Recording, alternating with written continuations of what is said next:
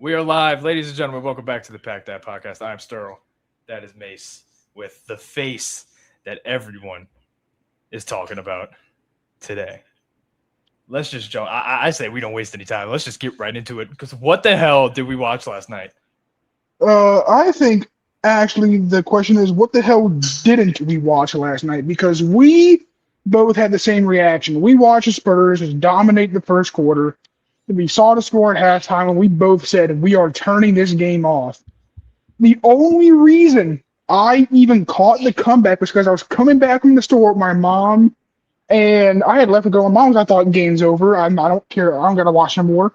Went to the store, came back, and I walked in. It's 99-88, and from there on, I just locked in, and we saw OJ Anunoby become the greatest man in New York Knicks history, apparently. Yeah, definitely. I'm sorry. I'm sorry that I'm a little behind right now. I'm trying to find something, and you probably know exactly what it is. I called this comeback. I would like to point out. I called it.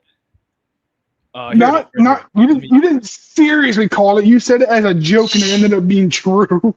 No, I really believed it because, like, we've seen them do this before. It's not even funny. Like, they just do this. So I'm trying to find the picture. I just emailed it to myself. Here we go. I apologize, everybody, but you need to see it to believe it. But yeah, man, the Knicks are up 3-1. Who would have thought? I mean, the dominance of that second half, and the Spurs, like, that first half was a perfect half of basketball for the Spurs, minus the officiating, because, God, that's a whole conversation we could have in a second. But they made 14 threes in the first half, NBA record. You know how many threes they made in the second half? I think two. Three. Yeah, not to mention, I mean, the entire team in the first half was just playing good, except for, I think, De'Aaron Fox. I don't think he was efficient in the first half either. He wasn't efficient the entire game. But Wemby got also a hot start. I think he started like 7 for 10, but he ended like 9 for 25. I mean, yeah, Wemby just, I think he shot like 3 for 14, and I want to say in the second half, and like 1 for 4 from the free throw line. And a lot of people are mad at Wemby for missing those 2 free throws, and I completely agree. In a scenario like that, you can't afford to miss those free throws. But let's not forget that wouldn't have mattered if De'Aaron Fox just knew the rules of basketball. Here it is, ladies and gentlemen. Here we go. Ignored that thing at the very top. It means nothing. But yes, if you want to call it jokingly, sure. But in my heart of hearts, I said I feel like the Knicks can do this because they've done it before, and holy hell, did they ever do it? Hold on, let's just get this back to where it should be. And swapperoo. Okay. The Knicks. Jalen Brunson had 36 points. OG had 33 points. Josh Hart walked out of this as the luckiest man of the whole bunch because he decides on a fast break, he says, you know what? I'm going up to dunk it. Never mind. I'm going to try to lay it up, and smokes the layup.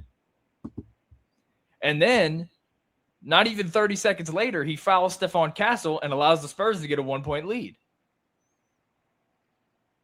I mean, I can't believe it. I mean, that will forever be overshadowed by Mr. De'Aaron Fox, by one De'Aaron Fox. Oh, yeah. Dare I say, I don't think this is the history of basketball. I don't think this is the history of sports in general. It's the history of anything. This may have been the luckiest someone has ever gotten off in terms of impact in a certain event. I mean, there have been people who have gotten away with murders, and sure, Josh Hart quite literally almost cost his team not only the lead in the series, but he almost cost them another game at home. Because remember, he didn't play great last game either. He played okay, but not amazing. If you are the sole reason... Let me stop you right there. Josh Hart was hitting his shots in Game 3. Josh Hart was fantastic in Game 3. I think in Game 2 then? Game 2. but the Knicks Okay. still won.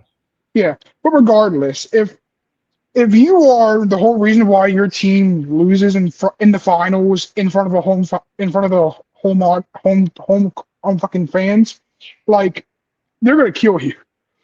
Dare I say, if they would have lost, Josh Hart might be in the hospital right now. Not Like, a stretch. don't wish it on any out. I don't wish it on anybody, but dude, What these Knicks fans are doing is like, I you know. know, I hope maybe if I go to New York, I hope these words don't come back to bite me and people don't play this soundbite if we blow up and they remember this soundbite. Knicks fans, you guys do not deserve this. You guys are the worst. Other than Philly fans, you guys are the worst fans ever. No, you do not I would deserve it. agree. The I would team, on the agree to other a hand, point. the Yeah. team, on the other hand, they're awesome. We Yeah. love them. It's the But fan base.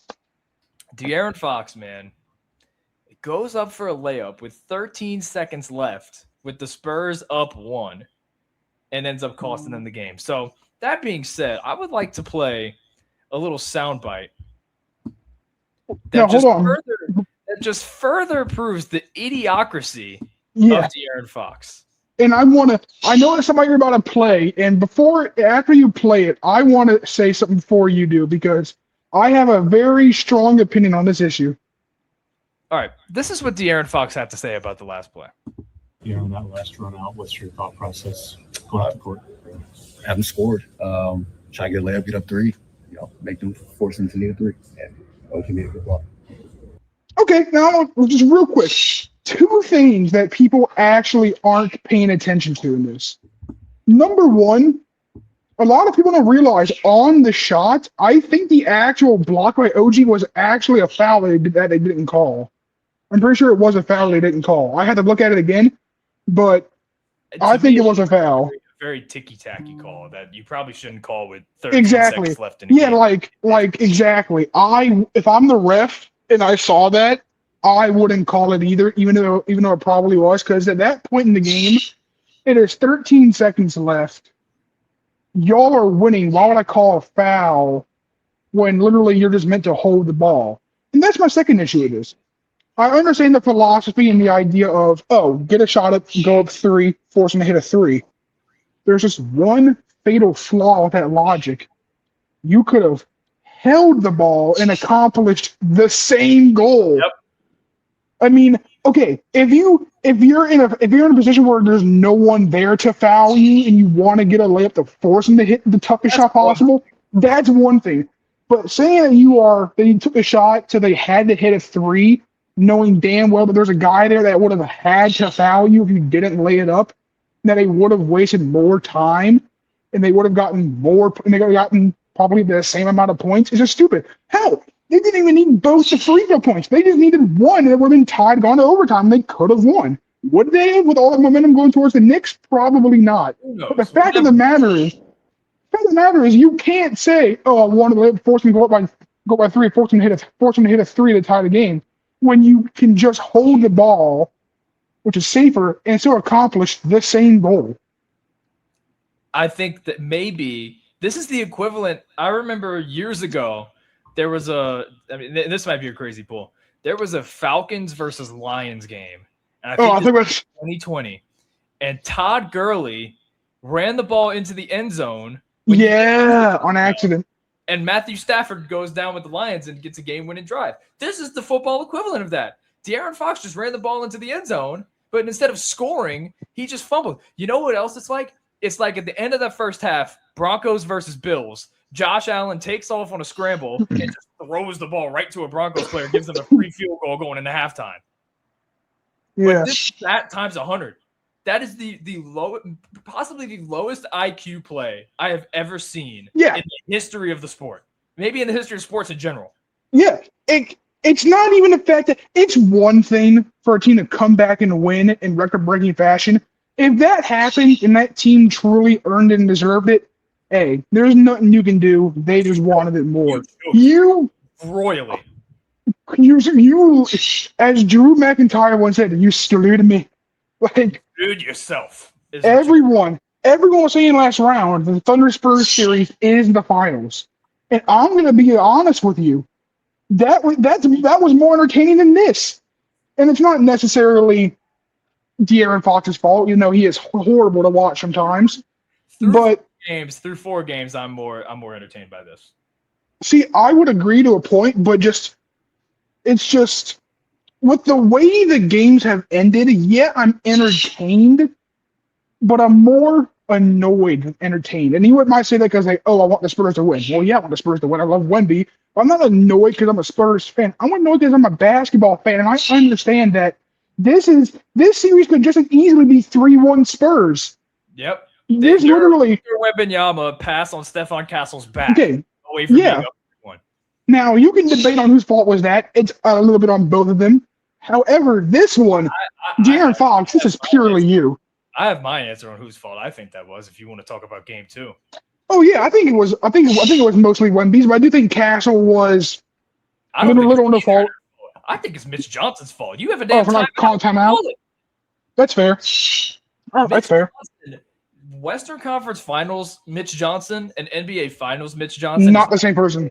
He is coaching a horrific series right now. I don't know what that is. Sitting there, and he's got so many timeouts, especially game 4. He's got like 3 timeouts while the Knicks are on this run. He doesn't use one of them. He's just sitting there with his tail tucked between his legs, probably with his underwear filled with you know what. Oh my goodness. Greg Popovich is rolling in his grave and he's not even dead.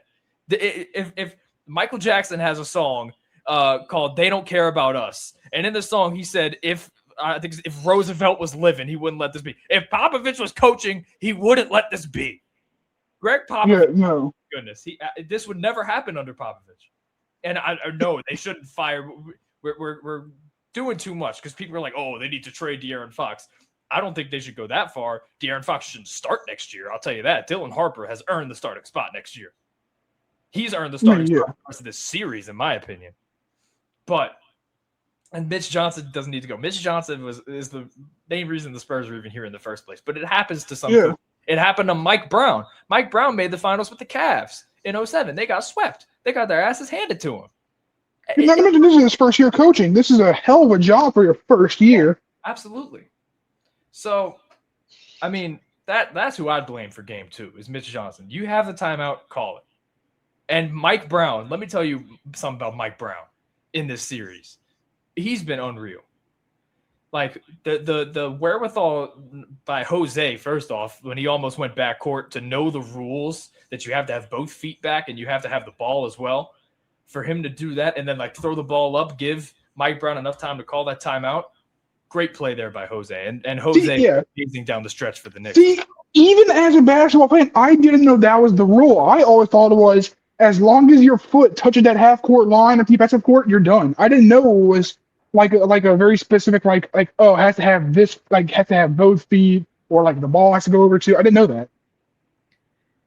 Yeah, I'm still just in awe of what I watched last night. And the great Karl Anthony Towns was the Finals MVP favorite through 2 games. Brunson snatched it looked like. They might give it to OG. They might even give it to OG. No, OG is the one that deserves it. Here's my take. I think if the Spurs somehow pull off this 3-1 comeback, MVP should be Wemby because even though he might not be the most efficient, he's still putting up his numbers that he always gets.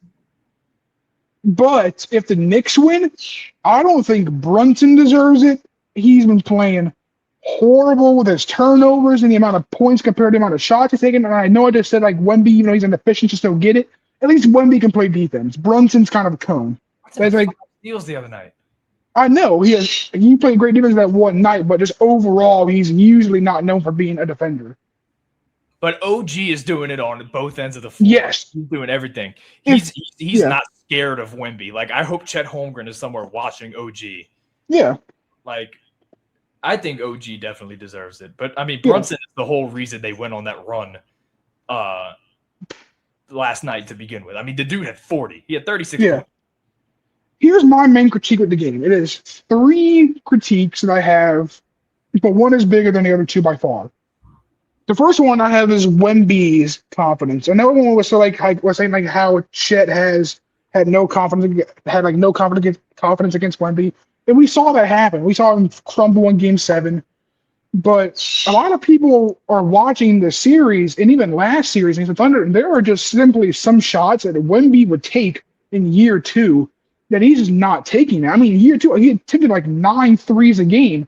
Now, it's good that he's attempting less shots from three and taking more inside because he's taller. It's more that's like a better shot, more likely to go in.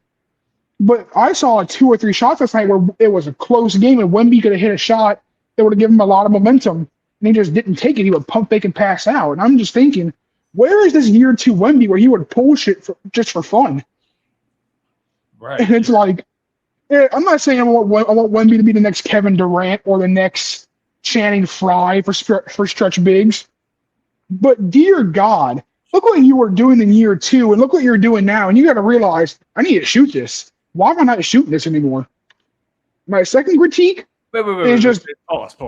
Did you just put Channing Frye in the same conversation as Wemby and Kevin Durant? I said in terms of like big man shooting, yeah, Channing Frye's like one of the best big man shooters of all time. There's a way better comp, i.e., Karl Anthony Cat. Towns. I was gonna say that I didn't want to use him because he's playing against him because you don't want Wemby to play like Cat. Wemby's not playing the Karl Like Anthony Towns of old that I'm talking about. I'm talking about Minnesota Cat. Yeah, but now Cat is just like, I mean, he does everything now. It's so impressive. Oh yeah. Continue, please. So, but yeah, first critique is Wemby's confidence in his shot selection. You got to take more open looks. I don't be looking to pass so much. I agree with that. My second critique is just for Brunson. Now, I understand Brunson is getting his points, but the fact of the matter is, this team was under the impression that you were going to be the reason why they won all these games. No one looked at this roster and thought, don't worry, Josh Hart will save us. Or don't worry, OG and nobody's going to go 7 for 9 from 3 and save the series. No one thought that. Jalen Brunson, as this team's superstar and one of the premier point guards in the league, what are you doing? I mean, you take so many shots every game, and you're not hitting many of them. You're getting your points. That's because you're getting to the line a good bit, and you're just taking so many fucking shots that you're just bound to hit your point total at some point. So even though the Knicks are 3-1 throughout this, if they want to end this as quickly as possible, Brunson has to at least have at least one efficient game for me to feel confident, like, okay, they're actually going to do it. Because I really disagree with that. Like, I love the way that Jalen Brunson is approaching this. Like, damn it, if this ship is going down, I'll be the reason it goes down. Oh yeah, I don't take the shots, and sometimes they don't hit. I mean, it is what it is. But like, I understand. I want to shoot the damn ball. I don't want him to be like Chet, even though Chet's not the superstar of the Thunder. Like Shea in Game 7, for example, he just a huge monkey was on his back that he's been playing like trash this whole series, and that narrative was completely shut down from the performance that he had in Game 7. Obviously, they didn't win, but if they would have won, it would have been all on Shea's back. But I mean, I like the way Brunson's playing. Shoot the ball, you're the best player on the team.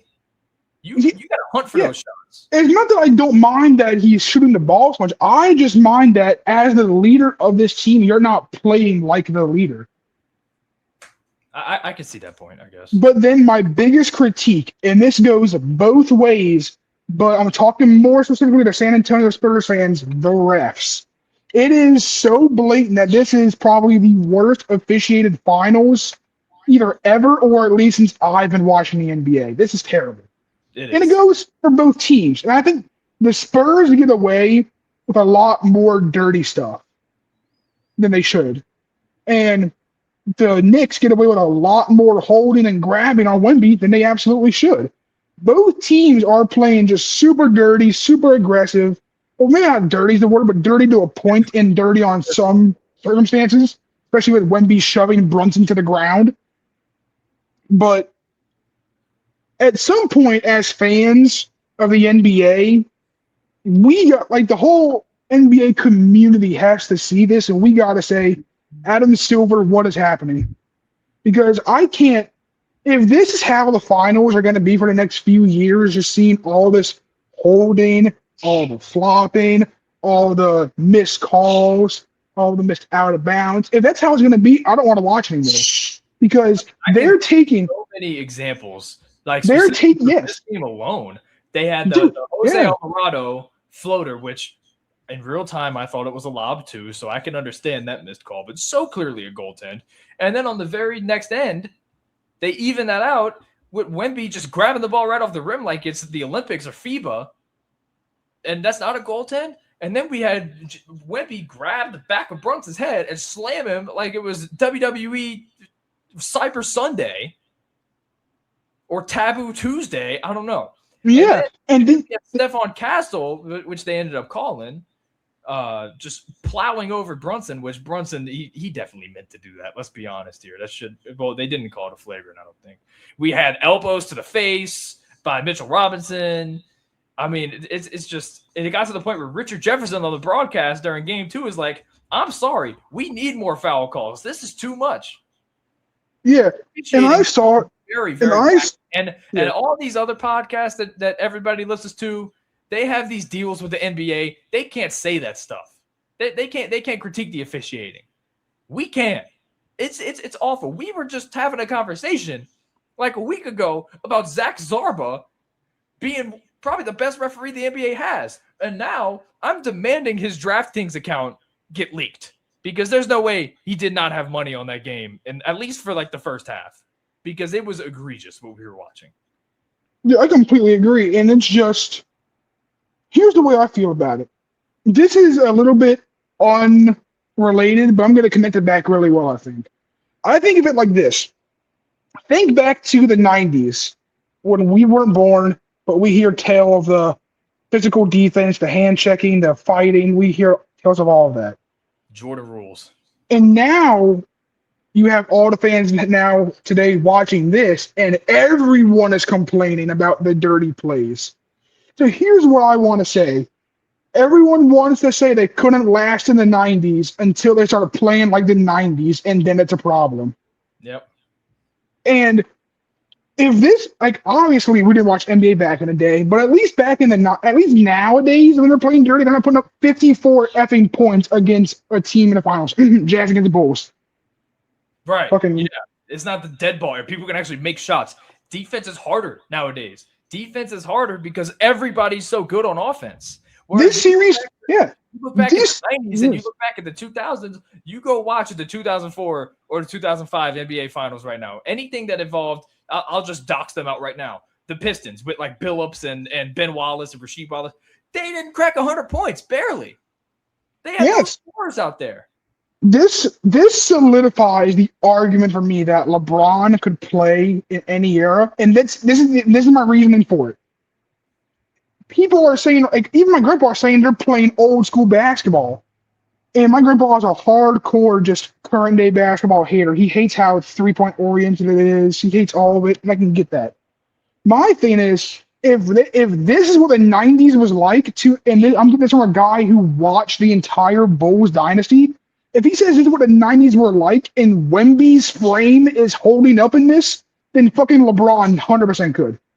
Absolutely. Here's the thing, the head shove on Brunson, they didn't even call that a flagrant.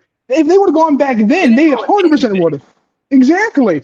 They would have had Wemby, maybe not suspended for a game. They would have had him thrown out the damn game in the 90s for that.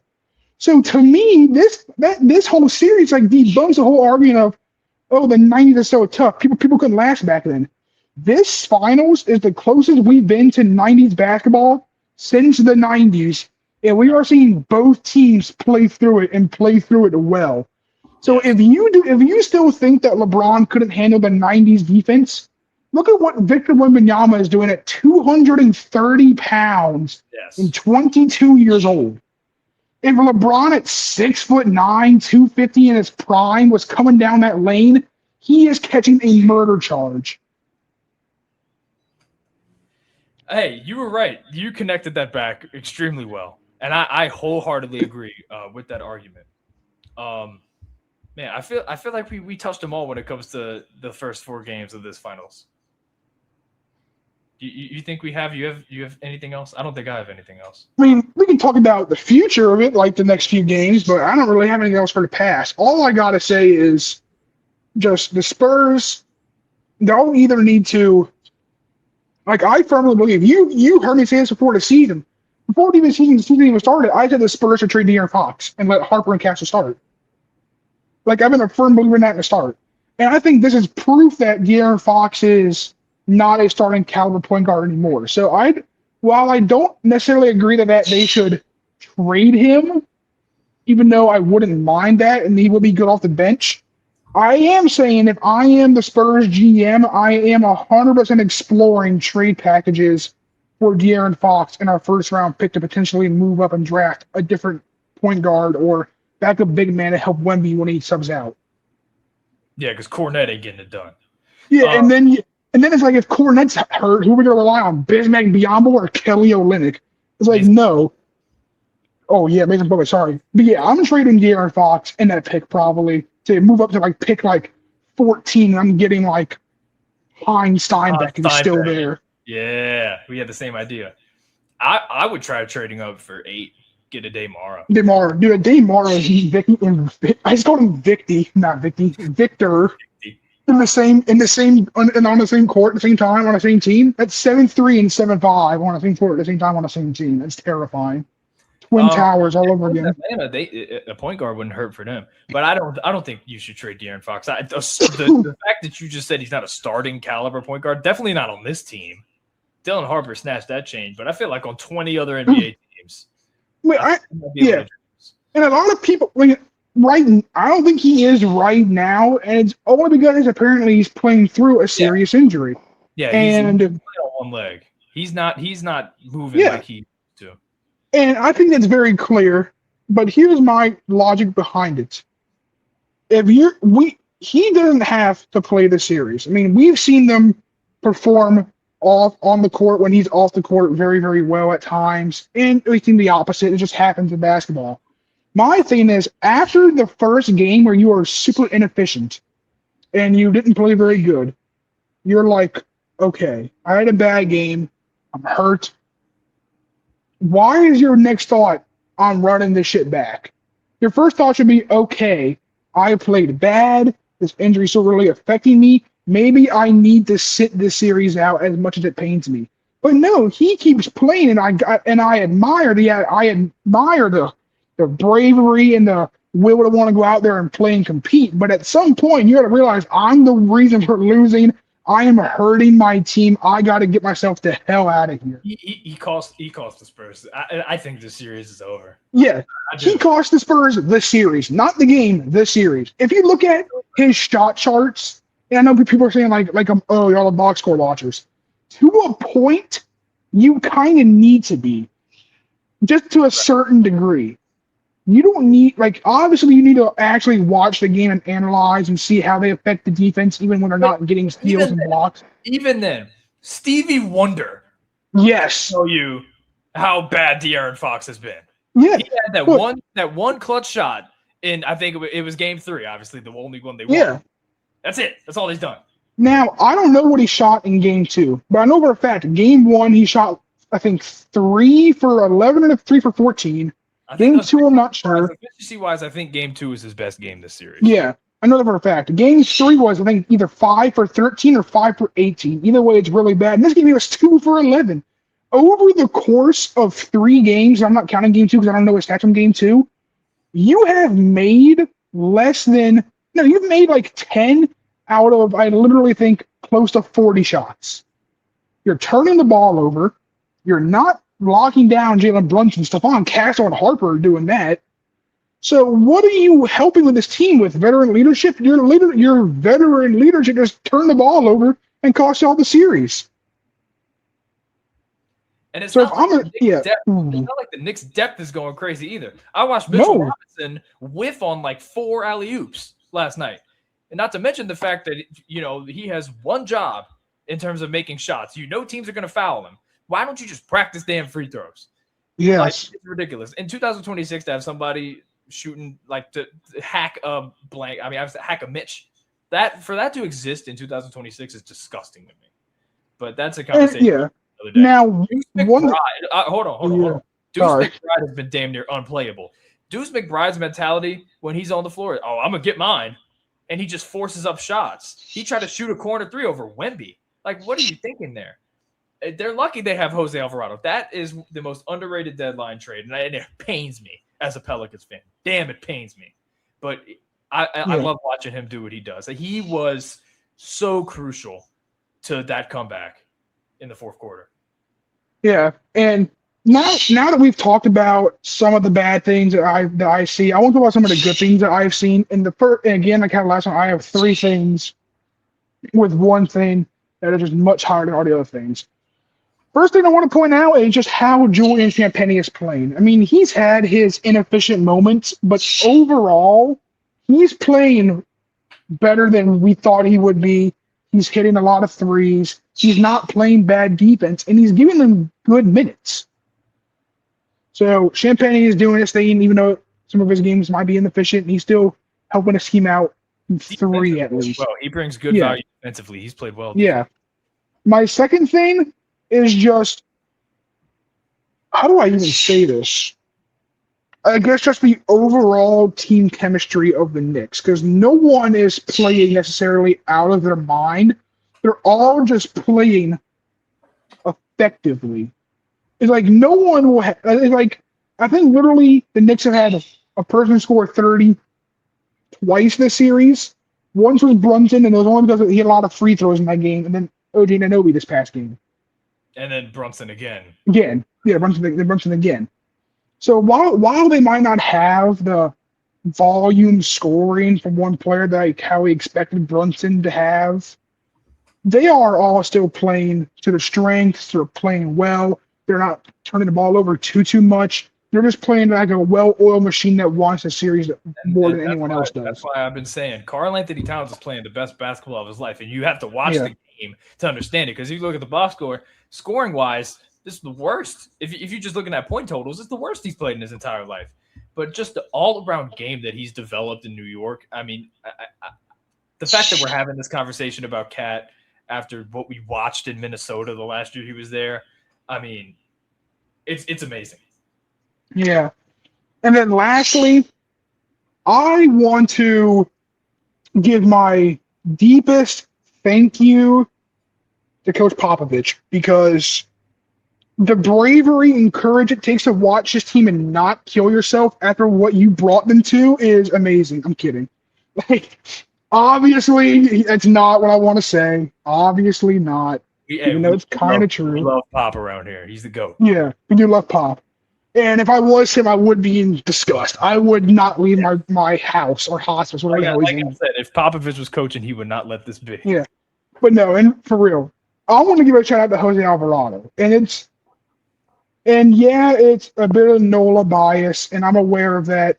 I want to tell you my first experience with Jose Alvarado. I want you to know, first I ever heard of him, like everyone else, is when he started doing like the steals, like off the inbounds. But I remember I went to watch a game, and the first thing I ever saw Jose Alvarado do was catch a lob in warm-ups, which is a weird first impression for a guy who's never dunked in an NBA game, but okay. But Jose, for a guy his size, he just provides so much impact offensively and defensively. When he hit a big-time three last game, he's playing good defense. And all I can think of is this is the most New York team of all time. You have a Puerto Rican, you have a Dominican, you have a Jamaican, and then you have just the Knicks fan. Yeah, exactly. This is the most diverse team that I've ever seen, and it just makes so much sense that this is the New York Knicks team. Because what other city represents diversity more than New York City? Right. And just seeing Jose Alvarado go out there after being on I'm not saying horrible, but like a bad team like the Pelicans. Yeah, we suck. We're terrible. I'm not gonna say horrible because the Pelicans aren't horrible. They're bad. They're not horrible. I'd argue opposite. But either way, I just love to see Jose succeed, and absolutely. It's not even because of the fact that he played for the Pelicans per se. How rare is it nowadays we see a guy sub 6'3" make an impact like how he does? His teammate. Okay, well, Jalen Brunson, wow, he is He might be the one one exception. exception. It is the one exception, and it's his fucking teammate. Yeah, man, it's unreal what the Knicks are doing. Is that everything regarding the Yeah, finals? unless you want to talk about things in the future, like what you expect in games 4 through 7, I mean 5 through 7. All I got are 3 words: Knicks in 5. I got 3 words, but they're a bit different. Knicks in 6. That's what I hope happens because Me I'm gonna be too. at the wedding. I have a wedding to go to Saturday, and it'll be during the finals, so I don't want to Yeah. miss the championship celebration. So, like, Wemby, go do your thing, buddy, and just lay down. I want to see the Knicks win at home. I really want to see that. Also, Yeah. So I'm going to tell you who the biggest loser of this series is, and it's not because of the way he's playing per se, even though he has been inefficient at times. The biggest loser is Wemby, not due to his inefficiency, not due to the choking and the mistakes, not due to his teammates just not being able to pick up when it matters the most. I feel bad for Wemby because he's the biggest loser solely because of the fact that to Jordan fans, he no longer has a GOAT case. yeah. I mean, this man's GOAT case to like millions of people is already gone. Yeah, because all they see is 6-0. So they think Michael Jordan only played for 6 seasons. But Waiting to hear about Robert Horry. if we're going based off that logic, Bill Russell is crowned as the GOAT. Okay, well, hey, shout out to the Knicks, shout out OG, and Brunson, and Jose, and De'Aaron Fox. They should drop you in the Riverwalk probably. More like a vat of acid, but What? it's more like a vat of acid, but like Like Charles Barkley would say, it's a creek. yeah. San Antonio's so nice. I enjoy it. Send De'Aaron to Galveston, that dirty ass water. Yes. Okay. Well, we've been at this for about 37 minutes now. I think we can keep this kind of brief whenever we do it, but we're going to do a very fast tier ranking the last 10 NBA champions. Let's do something fun. I mean, we don't want to just leave you with just NBA Finals talk. We got to do some other things. So let me go ahead and get this up on screen. Obviously, we're not doing the 2026 because there is no champion yet. Although I am gonna say this, I'm gonna give my own rankings for 2026 just based on how a rough how I estimate. feel. Yeah, it's like if the Knicks win, it's an A minus just because of the historical significance, even though the team itself isn't really like a finals talented roster when you look at it. Just the historical significance behind it gives them that. And if the Spurs come back 3-1, you'll have like an A. Only reason not an A plus because of the way that they choked the 2 games. But just theoretically, if the Spurs or Knicks would have been on who wins, that's their rankings. I feel like Knicks like they low key have a case for one. They really do. This run, I mean, I said this earlier. I said, sure, you're not going to look at it like, oh, they're not the one loss, 2001 LA Lakers. Oh, they're not the one loss 2017 Golden State Warriors. My rebuttal is this. Those teams were expected to do that. I had the Knicks as a round 2 exit to the Celtics. And instead, they win 13 straight games and dominate seemingly a series that everybody said, oh, it was magical in the East. The East was weak. Oh my the God, Spurs wait. are going to do their business. No, the Spurs are not doing their business. You So know who I think there's a case for, if not one, top 3 for sure. I want to step it right here, and I'm not because I disagree with you or anything. Do you know who I forgot to say is the biggest winner from all of this? Who? Danhausen, bro. Right, This man, he will never have to buy a drink in New York ever again. He's gonna get the biggest pops in New York whenever he wrestles or shows up there. He's gonna get a lot of money from fans that actually quote unquote curse teams now. He's gonna get real money from this. If you don't know Danhausen, look him up. He is amazing. He's hilarious. Very nice, very evil. Yeah. He's the whole reason the Knicks are in this scenario. All right, let's get this going. We're going to try to keep this quick. 2016 Cleveland Cavaliers. Much like the Knicks, felt like a team of destiny. Like all the stars aligned for them to come back down 3-1 against Golden State, the 73-win Warriors. So, and also, any audio listener, I've stressed this. if you're listening to audio, please come on over to the YouTube so you can actually see where we're putting these teams. It would help you a whole lot.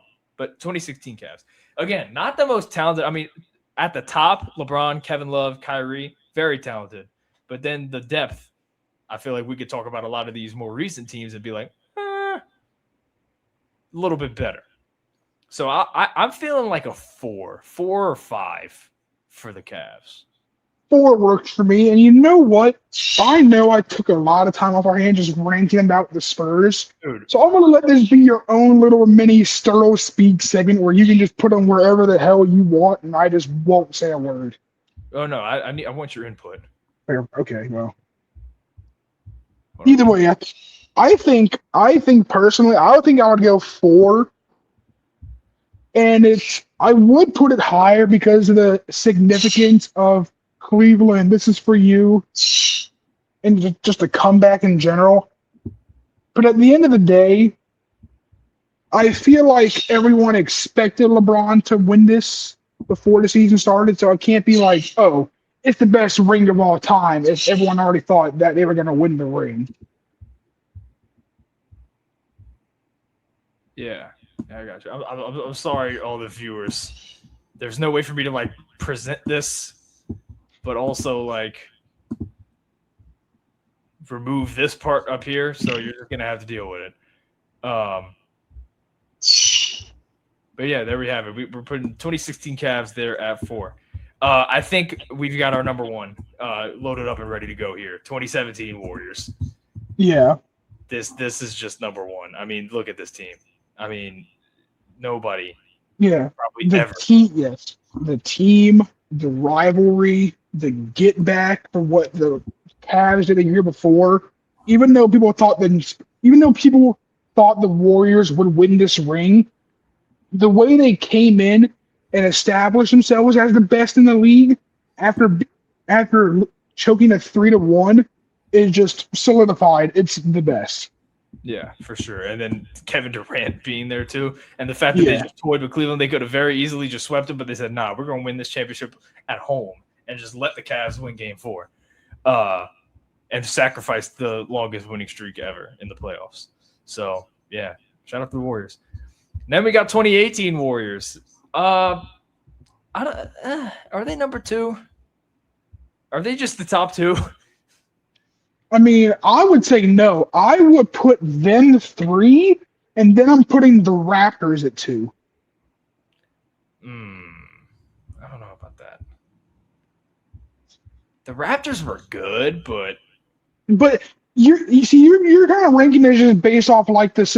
Like I'm going based off like this, like not just like the people on the team and what the ring meant for the league, but what did this ring just do for the fans and just the culture around the team in general? Based off that, then Cleveland's won. I mean, if this was my perfect universe, I would have Cleveland at 2, only behind the fucking Raptors. No, they united the entire country. Team and how well they played leading into the ring. Well, if you want to talk about how well they played, then yeah, Warriors too. Okay. So 2018 Warriors just take the top 2 as a surprise to literally no one. Yeah, you really had to be there. If you weren't there, it just doesn't do it justice. Just how good this team was. All right. Next up, we've got the 2019 Toronto Raptors with Kawhi and Kyle Lowry, Fred VanVleet, Pascal Siakam. Okay, based off skill. Listen to Raptors fans whenever they tell you how good their guys are. You had Pascal Siakam last year, probably would have won Finals MVP had Indiana end up winning that series, and then OG coming through and doing what he's doing right now. I mean, you got to think based off all the other teams that were kind of around at this point. I would say 6 or 7, no pun intended, is a fair spot. I think I like. Let's put them 6 for now, and see how the rest of this goes. I say 6 for now. We subject to change. Next up, we've got the 2020 bubble Lakers, which is a team that I think is a lot better than people remember. Yeah, if this is just going off talent and the players on the team, then this is probably 3 because they had LeBron, AD, and then they had a lot of great. They had Dwight Howard, they had a Rondo. Danny Green, Like they just had, Alex Caruso. but yeah, based on the spots they have left, I'm going either 3 or 5. I think 5. I don't think they're better than the Cavs. That's fine. I think I know who I would put at 3. I have an idea of who I want to put there. All right. 2021 Milwaukee Bucks. I think this is towards the bottom. I think this was just a Giannis carry job. I would say put it 9. I would say put it 9. Yeah. Because Chris Middleton was still effective. No, he Drew wasn't. Holiday was huge. Yeah, Drew Holiday wasn't. That's what I'm about to say. Chris Middleton had some clutch shots too, but yeah, I think 9. 9 is good. But again, I think this is mainly on the back of Giannis. Like Giannis, man, that run was special. I think I know. You know what? I think 9 is perfect because next up is the 2022 Warriors, and I think they're last. Perfect. That's 10. And it's again, people are gonna say the argument. Giannis run is all on Steph's back. Yeah, and people are gonna say like, oh, there's literally the same main 3 players as it was from the No, it wasn't. 2017. It's literally the only difference that Kevin Durant is missing from his team, and the players in this on his team are way more washed than they were 6 years prior. Even though it's the same players to a point for like your main contributors, they didn't play nearly as well as they once did. So 10. Okay. Next up is the 2023 Nuggets. This is where I feel like I might move the Raptors back because this Nuggets team was such a well-oiled machine, and they just dominated the playoffs. Yeah. I think this is ahead of Denver. Or Honestly, Toronto, I should say. Yeah, I think I would move Toronto down to 7, and then honestly, I would consider moving the Lakers down to 6 and put Nuggets 5. Okay. You know what? Let's do it. Denver Nuggets at 5. I mean, Because Jokic at the peak of his powers. exactly. Because even though they might not have, even though they might not have had the depth that the Lakers had, they still had Jamal Murray and MPJ, who were great surrounding pieces for Jokic. And then Jokic was undeniably the best player in the world in that year. I know in 2020, LeBron was literally in first place for the MVP until Solomon Hill happened. Yep. But still, it was debatable that he was the best. Jokic was the solidified Undisputed. best in the world. Yeah. All right. Next up, we have got the 2024 Boston Celtics. I'm going 3. Yeah, 100%. They team, are if you don't remember, bro, this deepest team team. just straight up dominated the playoffs. Dude. Ooh, I love They this. showed up in the finals and they just killed the Mavericks.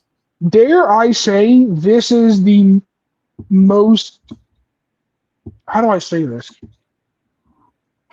This is the most polished and well-rounded finals team I've ever seen because they had a guy. Not ridiculous.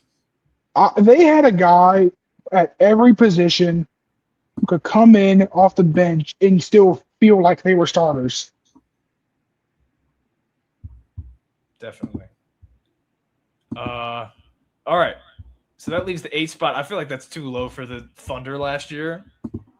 I feel like they're ahead of Toronto. They might be. I don't know if they're ahead of the Lakers. I think they're ahead of Toronto though.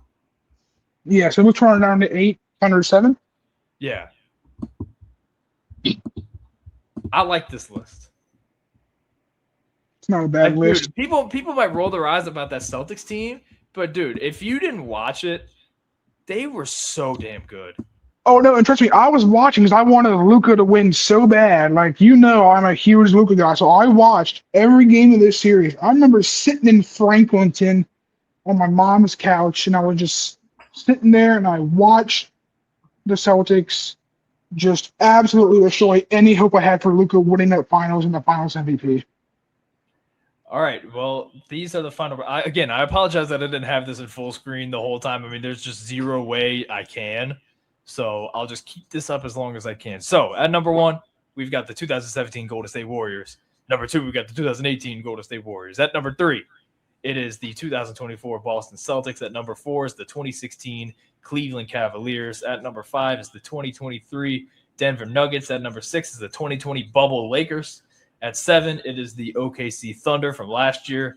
8, 2019 Toronto Raptors. 9, 2021 Milwaukee Bucks. And at 10, the 2022 Warriors. So now that we see this concrete list, I think I might have been a little bit too generous given the Knicks number 3. Where do we put the Knicks here? I feel like they probably sandwich right in between Toronto and OKC. Yeah, I'll put them right below OKC. And then if the Spurs somehow manage to pull this off, if the Spurs pull this off, 5? I wouldn't say 5. I would say right below Lakers. Okay. But I just had a thought. I really appreciate you mentioning how they destroyed the Mavericks in the finals, the Celtics. I just thought of something. It has just occurred to me that more than once I have rooted for an international young generational talent who was lost in the NBA Finals. Yep. And it's happening again. A young international generational talent that I want to win is going to lose in the NBA Finals. Who knows? I swear to God, I'm telling you this right now. If that guy who's going to Duke, if he goes to the NBA and he's a superstar and he's in the finals and I want him to win, just know I'm going to pretend I don't. So I swear to God, it's going to happen a third time if I make my opinion of him vocal. Who are you talking about? Duke just signed a 18-year-old out of, I believe, Barcelona named like Joachim. I don't know how to say like Joachim. I don't know how to say his last name, but it's like Boutje. He's like 18 years old. He's like 7 foot. He's nasty. Oh, yeah. He would be the number 1 rated player in the country if he played in America. But he didn't, so they haven't ranked lower. If he goes to the NBA Finals in a few years, I want you to know that I'm not going to tell you that I want him to win because it's going to jinx me. Yeah. All right. Well, I know you just said before we started this that you were going to be quiet the whole time and let me do my own little segment. Well, nope. This might be the way to do it. Probably until like the last 2 fights, because I know you probably have an opinion on those 2 fights because you kind of know what's going on. But real quick, UFC White House is coming up on Sunday, and I'm gonna give the people my picks. I'm gonna give you who I have winning and how I have them winning the fights. The first fight is Diego Lopez versus Steve Garcia. I'm gonna go Steve Garcia, and I'm gonna go decision. Next up, we've got our government-mandated Bo Nickel fight. He's fighting Kyle. I don't know how you say his last name. Kyle Dawkins. But I know Kyle Dawkins is a dog, and so I'm going to pick him to win. I'll go decision on that, too. Then we got Mauricio Rufy versus Michael Chandler. Michael Chandler sucks. He's only here because he's like super American. He's on a 4-fight losing streak. Rufy's going to finish him. Knock him out, submit. I don't know, one of the two. Next up, the fight that I'm probably looking the most forward to, Josh Hokett versus Derek Lewis. I'm going Hokett by KO. I love Derek Lewis, but he's getting old, and Hokett is hilarious. My balls was hot. Yes. Then we've got my boy, Sugar Sean O'Malley versus Ayman Zahabi. It doesn't even matter. Sean O'Malley's going to win. I'm going decision. We're going to have a lot of decisions. Get ready, everybody. But these last 2 main events, probably not going to be decisions. And this is where I'll have Mace come on in and make his picks as well. UFC interim heavyweight title fight. Alex Pereira going for his 3rd belt against Cyril Gane. I'll let you take this one first, Mace. Who you got? Okay. I want to preface this with I saw a great, I think I might have sent you a TikTok actually. It was a video of Gane training, and he was like doing like eye pokes in his training. Yeah. It was really funny. But God, I think I'm gonna go Pereira, and I'm going Pereira via knockout. That's what he does best. He just knocks people out. It's crazy. You see a picture of heavyweight Pereira. It's crazy that at one point that man made 185 pounds. It's nuts. But yeah, Pereira's gonna knock his ass out. Pereira's my favorite fighter, if you can't tell, and he's gonna solidify his GOAT status.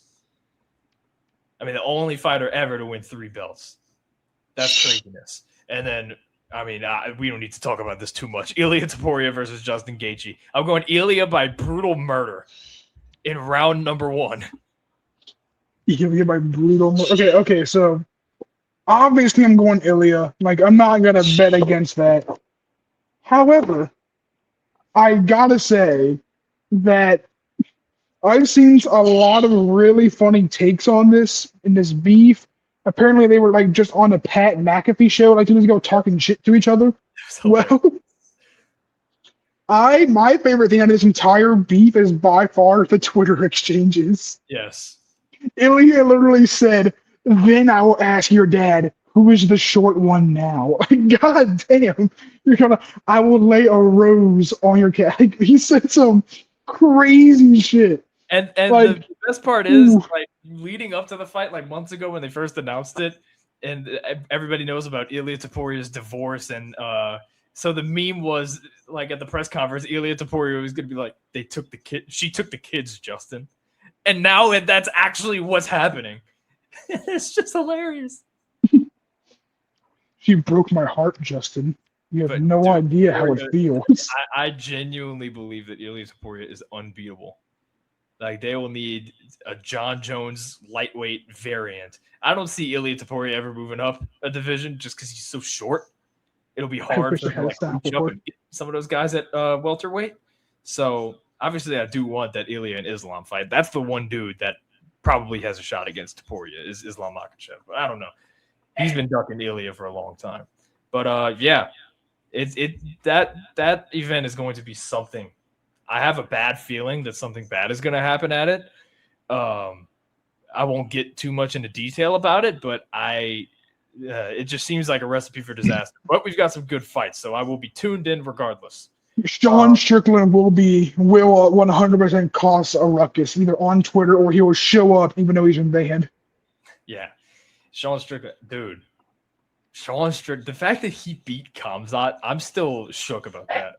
That was a crazy performance. Dude, how do you feel about this card? Like, on a scale of 1 out of 10, how excited are you for the card? Not necessarily like the locations, just the fights. I'd say like a 6 or a 7. I mean, it's very underwhelming. I mean, we all thought I'm more excited for the International Fight Week card next month with McGregor versus Holloway. We got one of my guys, Cody Garbrandt. I love Cody. Thank you for mentioning him. I was about to say this event card's a 4 out of 10 because there's no Cody Garbrandt on the card. Cody Garbrandt, bro. What could have been? He could have been for 25 minutes. He was the baddest man on the planet. Dude, that last fight he had, he kept getting hit in the family. Started puking, and he still won the fight. And he started, and dude, that was the night we went to B-Dubs. Oh no, let's not talk about that. Yeah. Listeners of the podcast, y'all almost had some bonus behind-the-scenes action when that happened. Whenever the Cody Garbrandt had that fight where he just kept getting hit in the... Was this Oliveira Holloway for the BMF title? Was that the card? I think it was 326, Oliveira versus Holloway for BMF. I don't know, but either way... I'm pretty sure that's what it was. Whatever the UFC event was where Cody Garbrandt just kept getting hit in the nuts a few months ago, we had ordered Buffalo Wild Wings, and we ordered like a regular order, and they'd accidentally messed up one of the flavors. We ordered one spicy flavor. Well, I wanted Nashville hot, for reference. And they gave us something hotter than Nashville. They gave us some blazing. They gave us blazing, and unfortunately for me, For those who are not regulars at Buffs like us, Blazin is the one that they have the challenge for. It's the hottest wing they have with like ghost pepper and all kinds of other stuff. So we went into that blindly. A lot of times you have to sign a waiver to do that challenge, and they give you 10 wings and you have to eat them all within the span of like 15 minutes, and you win a cash prize or something, like a free coupon. Yeah. I don't know. But they just gave it to us like regularly. But well, yeah, you can order them like by themselves. Like you gotta like especially to like request a challenge, but you can just order them by themselves. Well, we ordered Nashville Hot. They gave us Blazing. And unfortunately for me, I've never had a Nashville Hot from Buffalo Wild Wings, so I didn't know what theirs would look and smell like. Plus, I haven't had it in a long time, so I just kind of forgot what Nashville Hot looked, smelled, and tasted like. Yeah. I was like, oh, this will be like my rebirth of my Nashville Hot days. Like I'm gonna try it again. Well, excuse me, but sorry, that one I couldn't hold that one back. But regardless, and it's worth noting, I love ranch. Like if I eat boneless wings, I just drown in ranch regardless, no matter how hot they are. I just drown them bitches in ranch. So we get a plate, and I put them on my plate, and I'm getting Asian zing, and I'm like, I want some Nashville Hot. We got like 4 flavors. I want some Asian zing, I want some Nashville Hot. I put like 5 Asian zing on my plate, and put 5 quote unquote Nashville Hot on my plate. And we're just sitting there, we're watching the fight. And it's worth noting, I have a very good spice tolerance, I believe. Like Me too. Like I haven't done the Blazing Challenge before, but I have had the Blazing Wings before. So I bite into my first 2 boneless wings that I know are Asian zing, and I'm like, life is good. I move on to the third, which is the Nashville Hot one. I bite into it, and I'm covered in ranch. So initially, I don't taste the Blazing, and by the time I actually taste that it's not Nashville Hot, I had already swallowed it, and I'm already chewing another one. Even next starting, like I'm flying. I ate like 3 before I even noticed I had messed up, and all of a sudden, I feel my face getting hot, and I don't want to show anybody because I'm like, I don't want to be a little wuss. I can't let them see that the Nashville Hot is making me sweat and want to cry. It's so hot. Well, eventually, I don't remember if it was you or your dad that noticed it, but one of you two looked at me and said, "Are you good?" And I said, "These are a lot hotter than I remember them being." And then, yeah, they said the Nashville Hot. I said, "Yeah." He goes, "Ain't that hot?" Because I think at this point you had already eaten Asian zing, and you were about to eat a Nashville Hot. It didn't like smell bad. So you said, not that hot. You bit into it, and you started chewing. You're like, see, not that bad. And I can see your face start to change and shift. I'm like, it is that bad. Last words right there. But anyways, I know it was, anyways, guys, the behind the scenes was going to be that I was going to eat the rest of I was going to guess the winners and losers of every match. There's only like 4 matches left. We only had like 5 blazing left. No one else wanted to touch them now. So I was going to guess the winner or the winner of every match. And for every prediction I got wrong, I was going to eat a blazing. But we just kind of decided against it. But y'all almost had some premium footage. If you want to see that, if you still want to see that, dude. Hey, International Fight Week next month. We can make it happen. That's content right there. I'll do it. I'll do it. I'm not scared of doing a spice challenge. We go live on damn. Going Kick. On Kick, we'll go live right here on YouTube. It don't matter. That would be a fun challenge, I think. I mean, I'd do it too. Why not? I just we better get some donations and be paid handsomely. Yeah. All right. Well, that is going to do it for today's episode. You have literally anything else? No. All right. Well, that is going to do it for today's episode. Hey, if you're on the YouTube, even if you're not on the YouTube, you better make your way to the YouTube. Subscribe, like the video, share this around. If you like what you hear, audio-wise, rate us, heart us, anything you could do to support. We would really, really appreciate it because we love this. And we will keep doing it. And so we'll be right back here next week. I might be in a different location, but damn it, we're still pumping out this content. And probably the next time we talk to y'all, there will be an NBA champion, unless San Antonio comes back. That would be crazy. But yeah, thank y'all for listening, and we will see you guys next time.